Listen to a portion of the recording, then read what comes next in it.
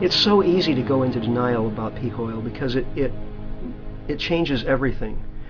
Every one of us has grown up during this unique historical period when we've had easy access to cheap energy and all of the things that cheap energy can do for us. And so even people who intellectually understand peak oil, as soon as they turn their attention away, almost immediately start to go into sort of their normal mode of thinking. It's a natural human response. I find myself doing it all the time, and I spend hours every day studying peak oil from all sorts of different standpoints. As soon as I turn my attention away, suddenly I'm in the normal world again, the so-called normal world, the consensus trance that we all live in on a daily basis. In the rich world, in the industrial world, in the English-speaking world, I see almost zero likelihood that the majority is going to actively embrace this anytime soon. But nonetheless, because of the geological imperative of this, something or other will happen, whether people like it or not. We are almost absolutely, totally dependent on oil for all of our activities. First of all, industry, of course, runs on oil. Everyone understands that. Agriculture, modern mechanized agriculture to feed the world, is heavily dependent on oil. If you look at transportation, again, it's obvious cars and planes run on oil, petroleum, gasoline. And of course, military capability. You cannot fight a war, as the Americans know, without oil. So every aspect of human existence is dependent on oil. And when we reach that point, when we get to maximum production, maximum supply capacity relative to demand, that is a very significant point, which many people think, including me, is without precedent in human history. Global oil production will peak. The global economy will be devastated by it. We'll see oil wars. Everything will change as a consequence, and yet people won't be talking about the oil peak. They'll be talking about the unemployment figures. They'll be talking about the high price of food. They'll be talking about the fact that you can't get on an airliner and travel anymore because all of the airline industry has collapsed. There are only a few carriers still in business, and the tickets are astronomically expensive. They'll be talking about the latest war or terrorist incident, and they will have completely lost sight of the one event that caused all of those effects.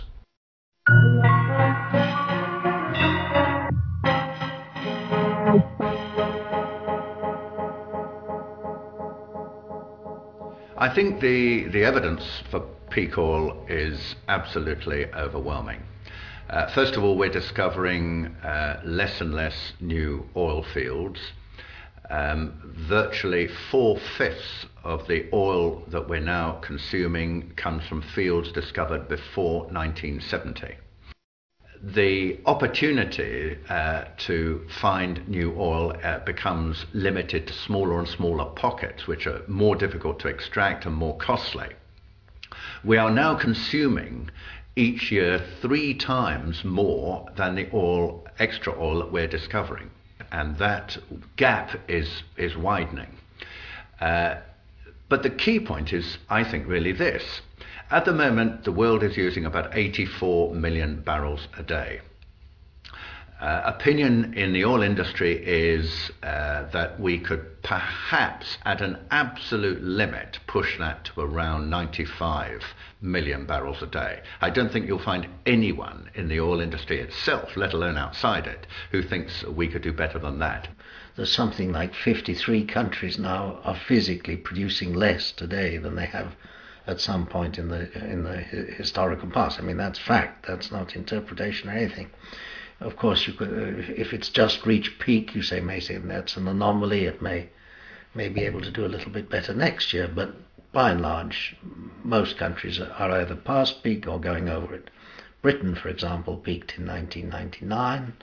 Norway's also now gone over the top, as the Norwegian government confirms, and it's falling fast, about 6% a year.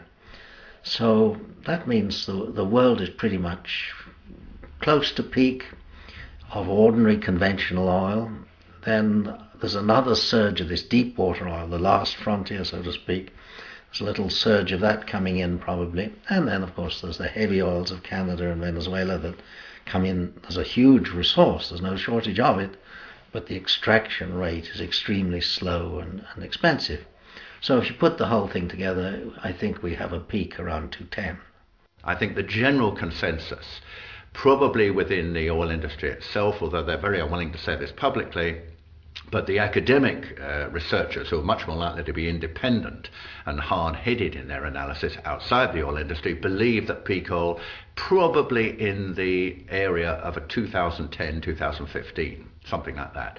And after that, we begin to see a gradual, very slow, gradual reduction in the supply, but an acceleration of demand. That's why this is not alarmist. It is impossible to believe that will not happen. It is going to happen. Also, there's so much debate about this date of peak. It really misses the point to a degree, because whether the peak came last year, this year, or in 10 years' time doesn't really make that much difference, because it's not a high peak, it's only the maximum, a rather gentle curve. And the real impact of all of that, which is beginning to be realized, is not the peak itself, but the vision of the long decline that follows peak. And that's a relentless, remorseless decline that goes on forever at 2 or 3% a year. It's not individually very much, but that eats into our supply very seriously and ever worse.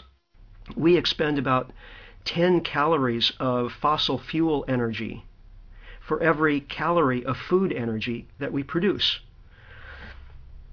Now, this would have been impossible in any earlier historical time before we had access to cheap oil. If we had been expending more energy to grow food in the medieval era than the food gave us, we would starve. It's only because of this one-time only gift from nature of fossil fuels that were created over millions of years and stored up, and that we have been drawing down over the course of just a couple of hundred years, that we're able to run these energy deficits in our food system. So we're enormously exposed in that area, and peak oil could in fact mean widespread hunger and even famine on a global scale if we don't prepare for it and begin to transform our global food system to one that is not so dependent on fossil fuels. So I think it's a great illusion for people to think, oh yes, we've been through this, we faced it in the 1970s and we got out of it. We sort of got out of it. You could argue that we made a right mess of getting out of it and got ourselves into a much worse fix, and we should have listened to some of the signals from the earth and so forth, but we clearly didn't. This time it's going to be different. And I think that's going to be rather a stark realization for people. And I think people for a long time are going to be thinking, oh, we got out of the 1930s, we got out of the 1970s, what's going wrong? Why can't we get out of it now using the same kind of techniques? And I think using the same kind of techniques, at least some of the similar techniques, would be a great mistake, although I've no doubt that's what's going to be tried, unfortunately.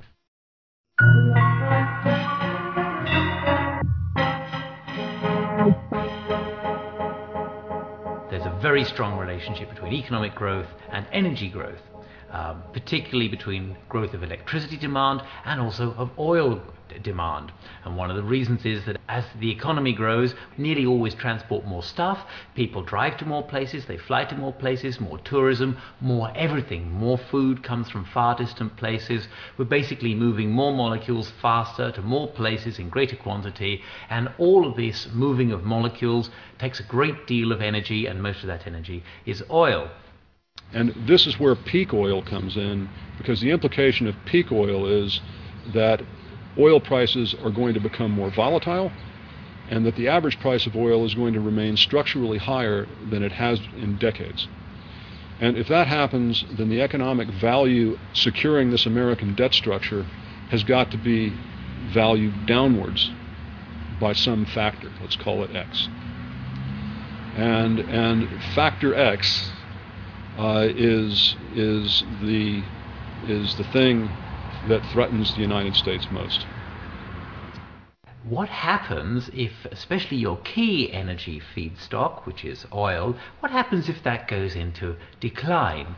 And it seems to many of us analyzing this that it's unavoidable, the conclusion is unavoidable, that economic contraction will be the result of this. I've not seen any convincing evidence that will not be so.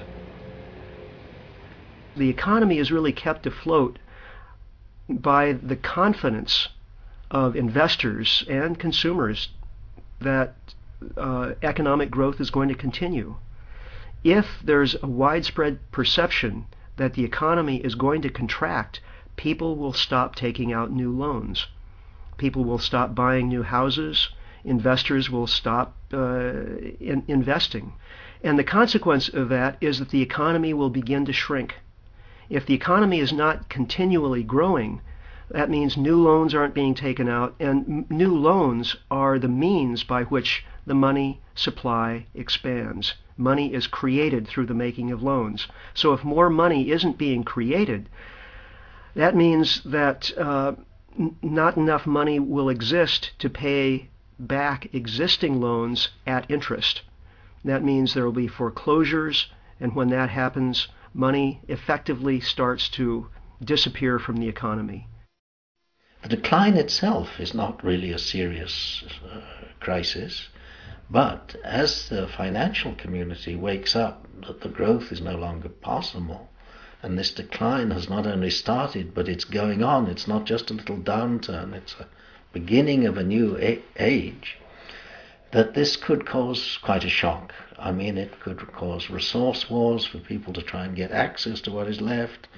It could, I think personally, it probably heralds the second Great Depression, that somehow they've got to wipe out just mountains of capital.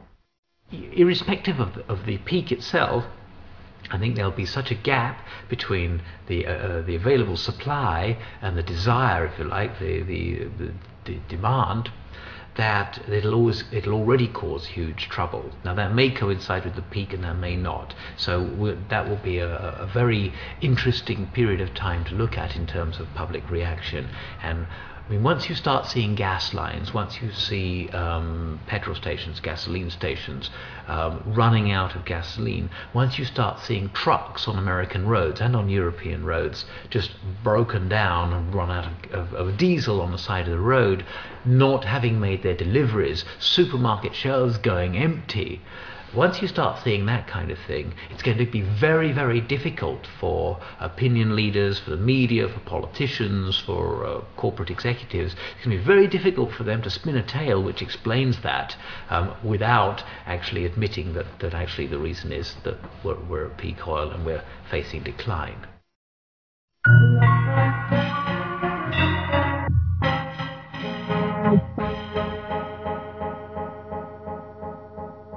not that they don't know. I mean, governments are extremely well briefed. Their leading officials make sure that they're in contact with all the leading organizations in the country, particularly sort of business and certainly the oil industry, which is so important. They will have talked exhaustively about this. So it's not as though they don't know, and it's not as though the leaders are not briefed. Of course they are. If you're a politician in a country that matters, and you say, I've got a concern about oil depletion, what's your next sentence? What do you say after that? You've essentially just said the world as you know it is going to end. End of, and that's all we have today. I mean, you really have to be able to follow up with some sense of some policy, some solution, because there really is no easy solution at hand. Politicians are really loath to get into the whole notion of depletion. You can't raise a problem unless you've got a solution at hand. I mean, that's kind of the rule of politics, unless you're criticizing your opponent, and so no one really wants to raise the notion of depletion.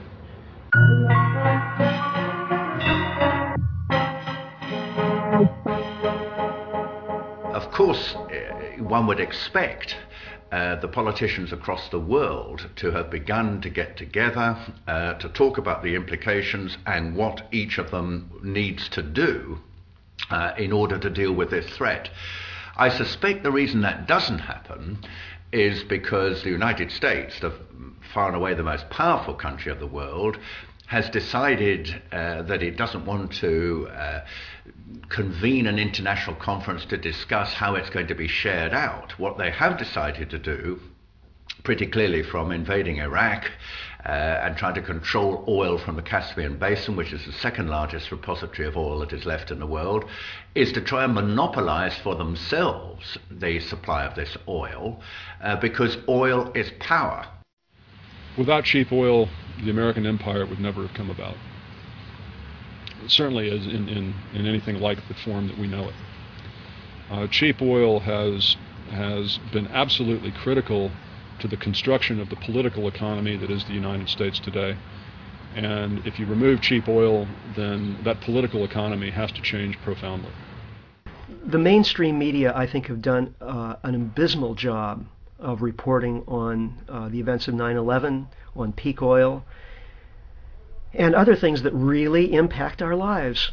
I mean, the average person knows much more about the personal habits of Brad Pitt than they know about peak oil and what's going to affect their life in the near future. I mean, if they don't have food to eat, if they don't have a job, that's something they need to know about beforehand. That's something they need to prepare for. And peak oil is the event of our lifetimes. It's going to dwarf anything that any of us has experienced in our lives up to this point. And yet we're told virtually nothing about it. Same thing with 9/11. I mean, here was the great political event, so-called terrorist event of our lifetimes. The world has changed profoundly as a result of it, and yet there's absolutely no real investigative reporting about it in the mainstream media. Instead, we have a lot of very courageous, independent investigative journalists who find it impossible to get their work published in the mainstream. It's a disastrous situation.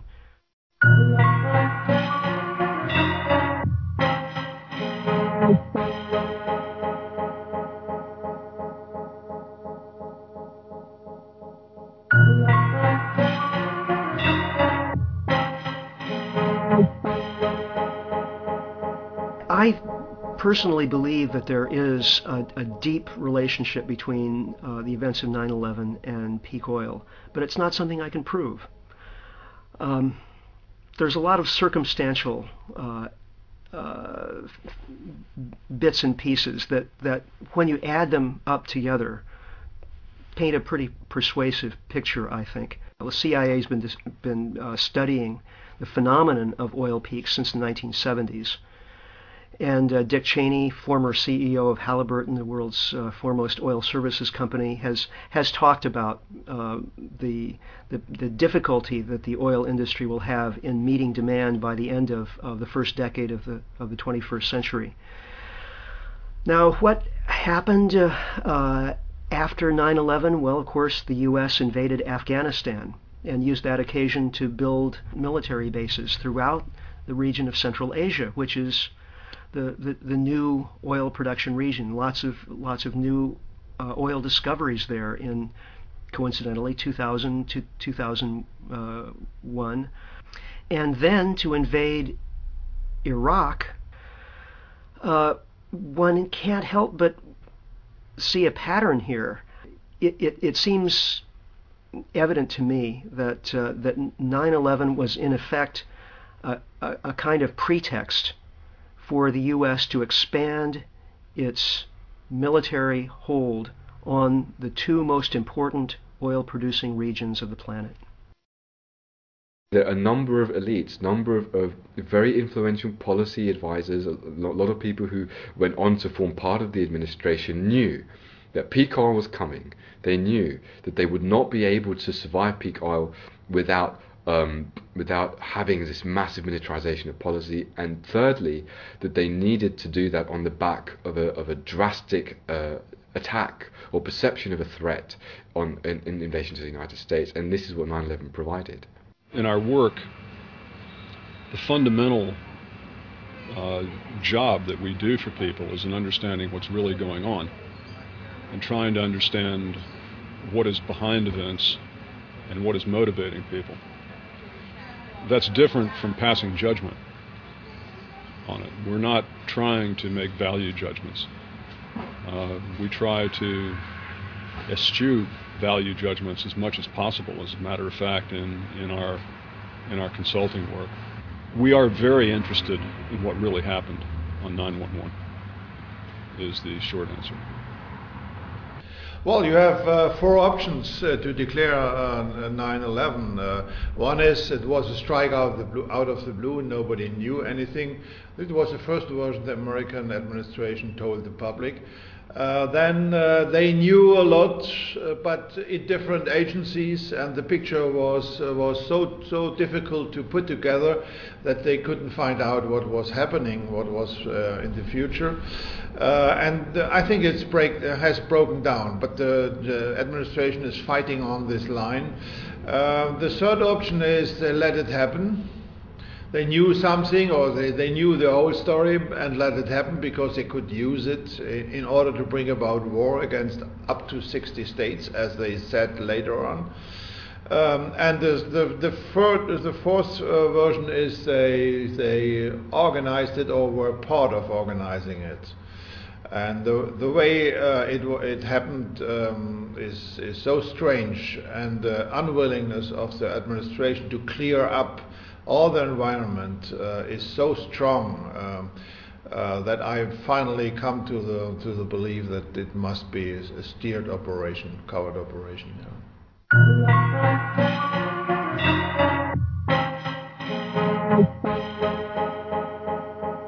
When I started looking through the 9/11 Commission report, I was outraged. Here was a book that had shot to the top of the bestseller lists, and Americans, millions of Americans, were looking to this report, this book, to tell them what actually happened on September 11th, 2001. And they were doing so under the assumption that there had been a clear, open inquiry into the events, that all of the relevant questions had been asked and evidence had been provided. And this clearly was not the case. Well, the Keane report on 9/11, which was finally set up, I think is not a serious examination of what happened and what the causes were. I say that, first of all, because clearly the Bush administration didn't want to do it. They resisted all the calls for an official inquiry for several months. And what actually finally persuaded them to do this was not the politicians in Congress. It was the families, the wives of those who were killed at 9/11. The first thing it does is name the 19 hijackers, the mostly Saudi nationals. But of course we heard within days of the events that something like 5 or 6 of these people were still alive and well and living in the Middle East. Why wasn't this addressed in the 9/11 Commission report? Why weren't why wasn't there some inquiry as to who were the real hijackers if in fact the people who had been identified were clearly not the right people? And on the day itself, which I think is the most significant evidence, the first plane hit at 8:46 a.m., the Southern Tower at about 9:05 a.m., the third plane hit the Pentagon at 9:38 a.m. They knew there was a hijack between 8:10 and 8:20 in the morning, let's say 8:15, so they knew half an hour before the first plane, 3/4 of an hour before the second plane, and an hour and a half before the third plane hit their targets. And not once in that time did they scramble a warplane to intercept. Now that is just staggering. When first of all they had Andrews Air Base, which is 10 miles west of Washington, with F-16s with a top speed of 1,500 miles an hour, they could have been over the scene within a minute or two. Why were none of them scrambled? Secondly, you might think, well, there was chaos, no one knew what to do, it was a catastrophe, but just standard operating procedure. When a plane is off course, fighter jets are notified. Fighter jets go out to see if the plane's having a problem or just, well, what the problem is, because the plane's obviously off course. And for the year before 9/11/01, fighter jets were called out on 67 occasions. So the question is, when we knew of at least 4 planes were off course. And there's words that it was even up to 11. But where were the fighter jets? They weren't there. Now, from our research, which people wouldn't know, we've now found out that there were 15 exercises going on that day involving all the fighter jets in the northeastern portion of the United States. What are the odds of that occurring? Like 0? I mean, or 100%. 100% they couldn't occur without a fix being in.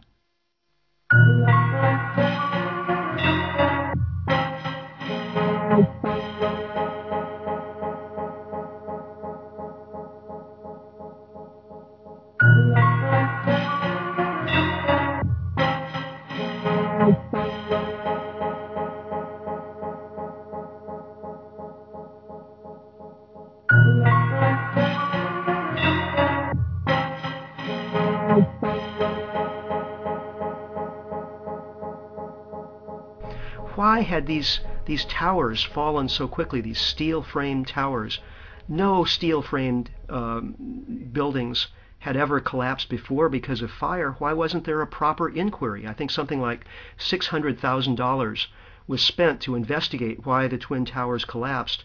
Meanwhile, something like $52 million were spent to investigate whether Bill Clinton had had an affair. This is absurd. There's been many fires in many buildings before and even after. And I think in Philadelphia, Pennsylvania, where I'm from, right outside of Philadelphia, there was the Meridian building fire and smoke throughout the building. Several firemen were killed in that fire. Building didn't fall down. Buildings don't fall down, never did before, never did after. A prime example is what occurred in February of 2005. A 45, 50-story building in Madrid, Spain, burned out of control, wildfires. It was on all the TV shows and networks. Building was totally gutted. Still stood afterwards. Still stood there. Taking it down, I witnessed it myself. They're taking it down now, steel beam by steel beam. Concrete and steel buildings do not fall down from fires. I know it's hard for people to believe, but it's our position that they came down because they were imploded or explosives occurred.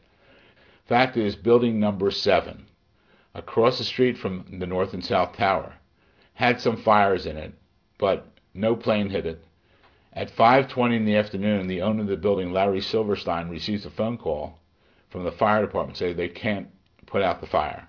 So he said, pull the building. Pull the building means implode the building. I remember getting a call from the fire department commander telling me that they were not sure they were going to be able to contain the fire. And I said, we've had such terrible loss of life. Maybe the smartest thing to do is pull it. And they made that decision to pull, and then we watched the building collapse.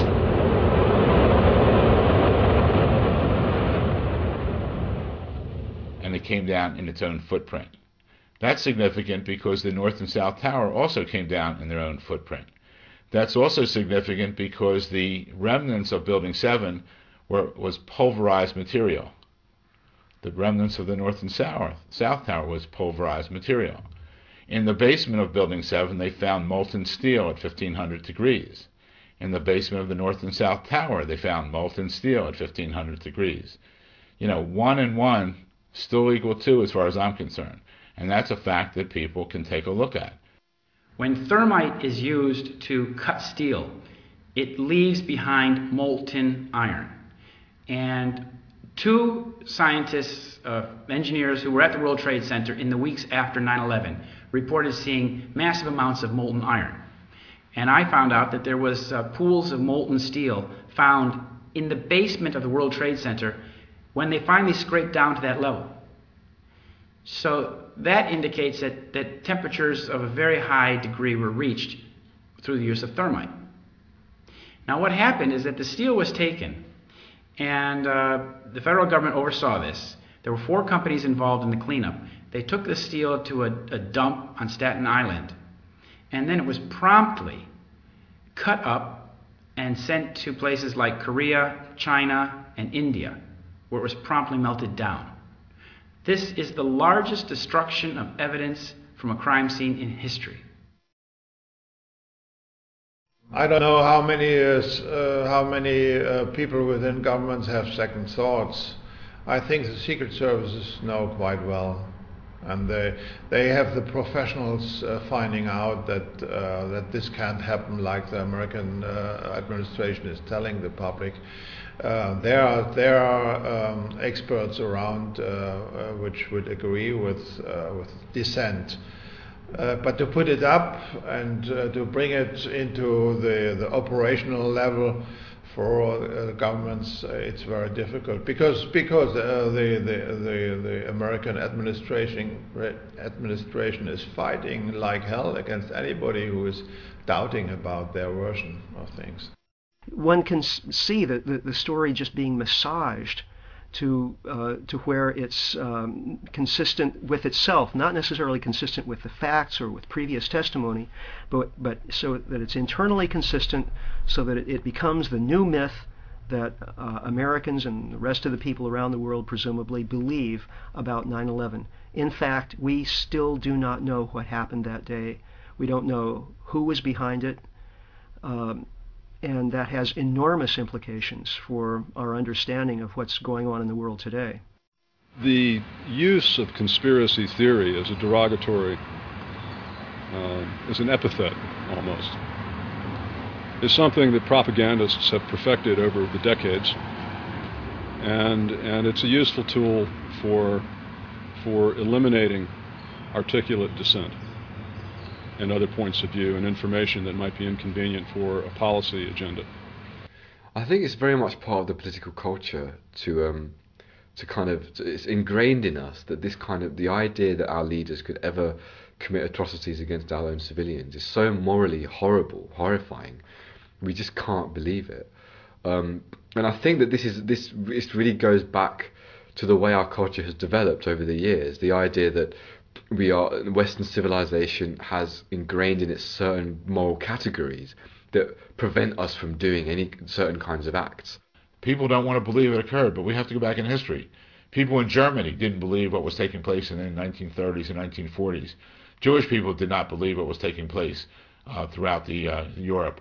People in the United States didn't want to accept what was taking place back then. So we should look back in history and realize that events like this have taken place, and we better put up our safeguards now before it's too late.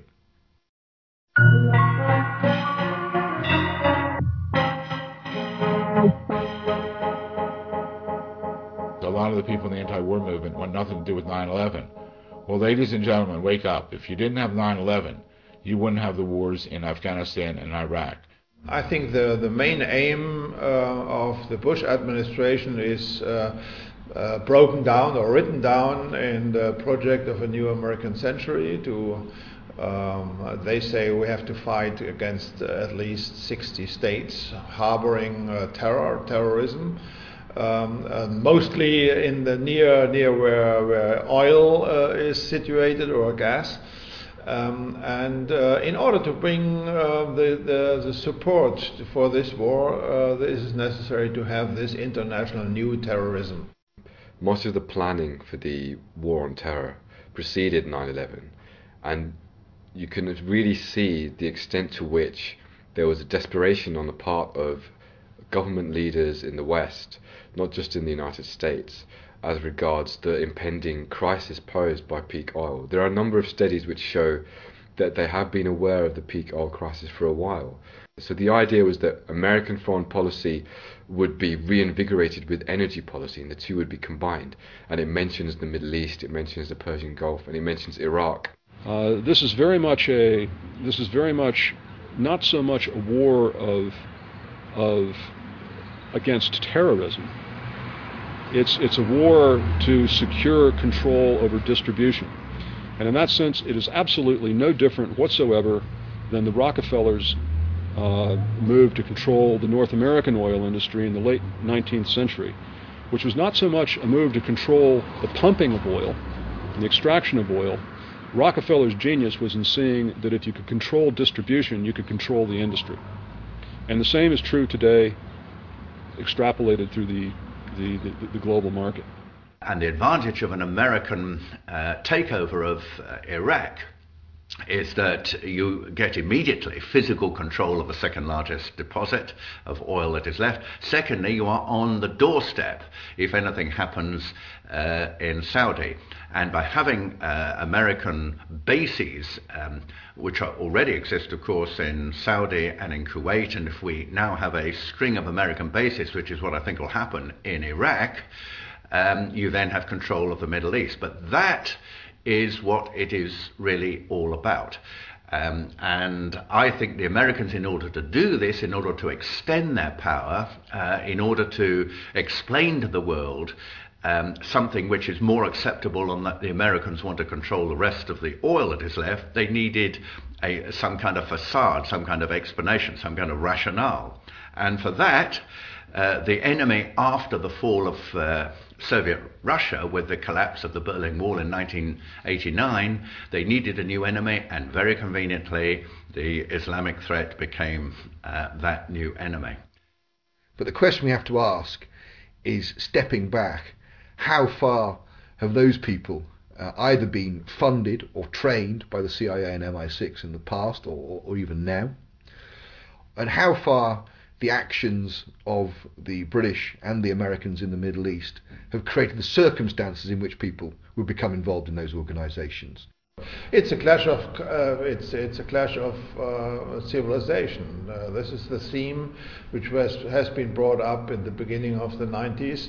Sam Huntington told us we have to have new enemies. We have otherwise Western societies will not be able to lead. So you see this idea behind all this. I don't believe in Osama bin Laden. I don't believe in Al Qaeda.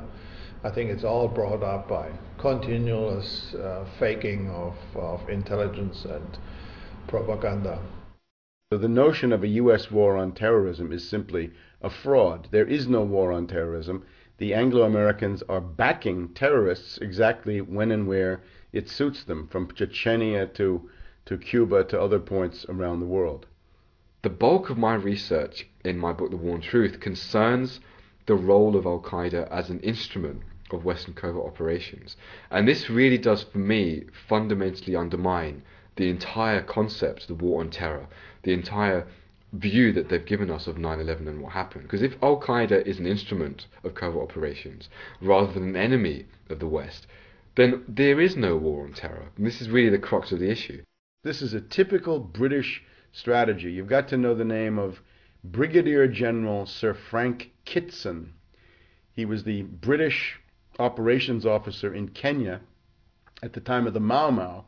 And what Kitson saw, which has been known to commanders for centuries, millennia, if you've got an underground nationalist organization and you want to discredit them, you create your own parallel underground nationalist organization. You send them out. It's got to have the same name. It's got to have a false flag. You send them out, have it commit tremendous atrocities. Those will be blamed on the original relatively benign group, and they'll be discredited, they'll be demonized, and you gain political advantage. He wrote a book about it called Low Intensity Operations.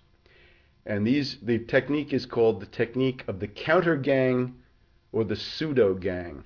Just as Al-Qaeda, in the broader sense, is a pseudo gang or counter gang created by US and British and Israeli intelligence. It's a counter gang against normal Arab nationalists or anybody with any positive agenda for reform or independence or development anywhere in the Arab world. They can always be labeled Al-Qaeda. The reductio ad absurdum of this is President Chavez of Venezuela, after giving Bush a hard time at various conferences and doing things to undermine the dollar, the neocons are now accusing President Chavez of being a member of Al-Qaeda. So you can see how easy it is to demonize somebody once you've got a good counter gang going. It's now being documented beyond a doubt based on historical records that the CIA, the MI6, teamed up with very, very secretive parallel elements of European intelligence services and orchestrated terrorist attacks to mobilize the public against the left, against the communists, and so on and so forth. And this would be really shocking to people if they knew that this is what happened. And this is what happened. There's no doubt about it. I mean, the best book on it is Daniel Ganser's book, NATO's Secret Armies. So this is serious academic stuff. There's an oligarchical consensus in the United States, inspired by the neocons, inspired by Samuel Huntington and the rest of them, which is that without an enemy image, you cannot have an oligarchical society. Ultimately, that's the why. Because if you look at this, you say, terrorism, endless war, why? Who benefits? Those who benefit are the beneficiaries of the current system, financiers primarily. They feel that without the diversion of a war, they cannot maintain social relations, property relations in the current form. And this they are determined to do. So they have manufactured, in a complete hysteria, a largely fictitious external enemy. You remember 1984 by George Orwell.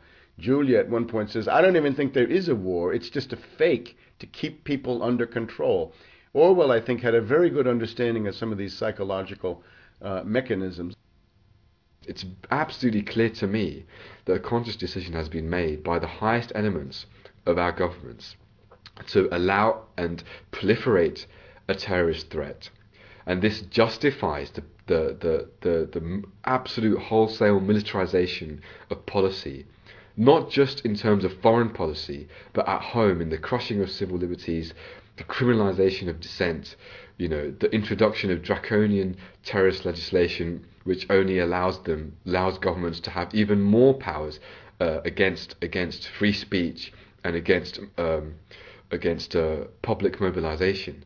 So this is really the function that Al-Qaeda plays. It plays a fundamentally functional role in a myriad of ways, fueling covert operations, securing oil and gas interests quite directly, and indirectly generating the justification and the ideological framework necessary to legitimize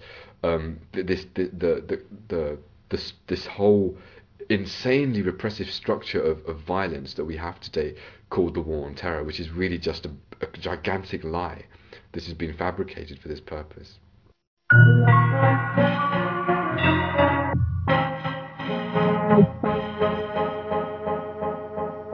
When the economic impacts of peak oil take hold, there's going to be very high unemployment.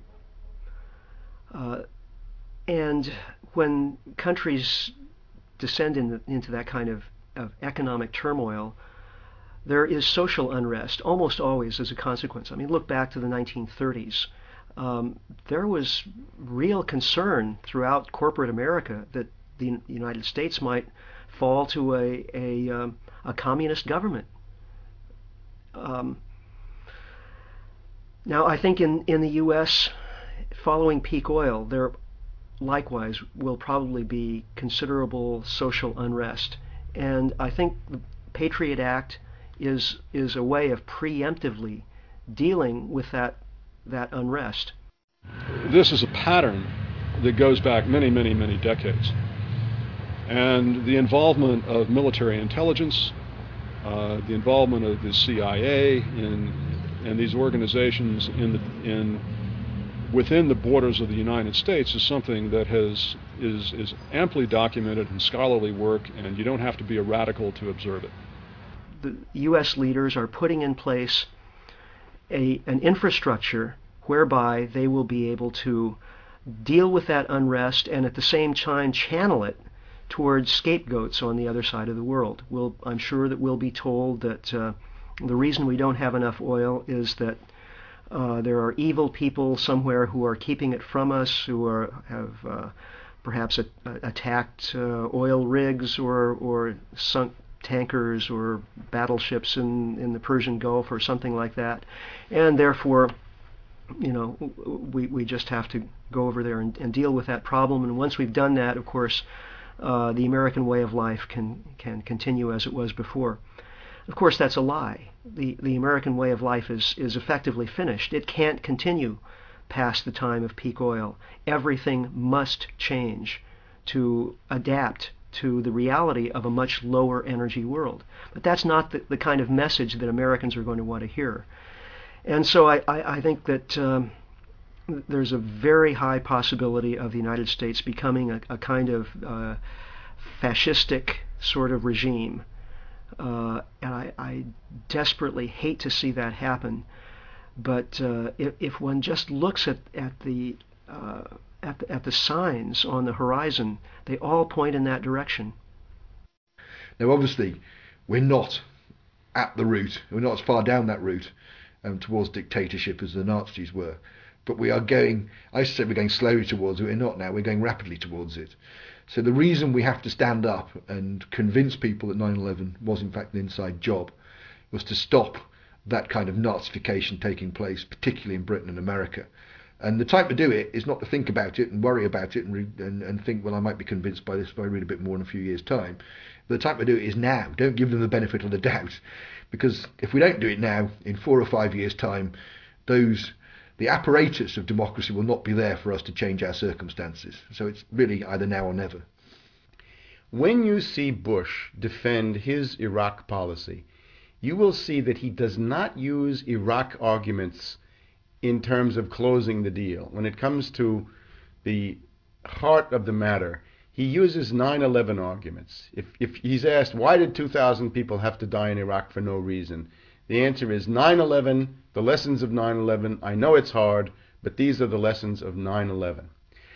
With that kind of demagogy, he's able to keep a hard core of 30 to 35% of the American public. With 30 to 35%, he will be able to stay in office and wage war indefinitely. He'll be able to go for a wider war. He can manufacture new 9/11s to firm up that base. He and Cheney can provoke incidents that will lead to war with Iran, with Syria, with Venezuela, with North Korea. There's no limit to this. It has no bounds. The only way to begin to attrit and to erode and to break up his 30 to 35% base is to begin dismantling the myth of September 11th. Because without accurate information, without an accurate understanding of the world, you cannot have a functional democracy. If people don't know what's going on, and if people don't understand what their leaders are doing, there's no democracy. This is the biggest problem, because as long as the American people are so susceptible to propaganda through the television and mass media, I really can't see how they will get themselves out of the predicament that they're in. Denial is actually, it's the default condition. We all live in it continually, and it takes a deliberate effort to stick your head up above that state of denial and catch a breath of fresh air and really see what's going on.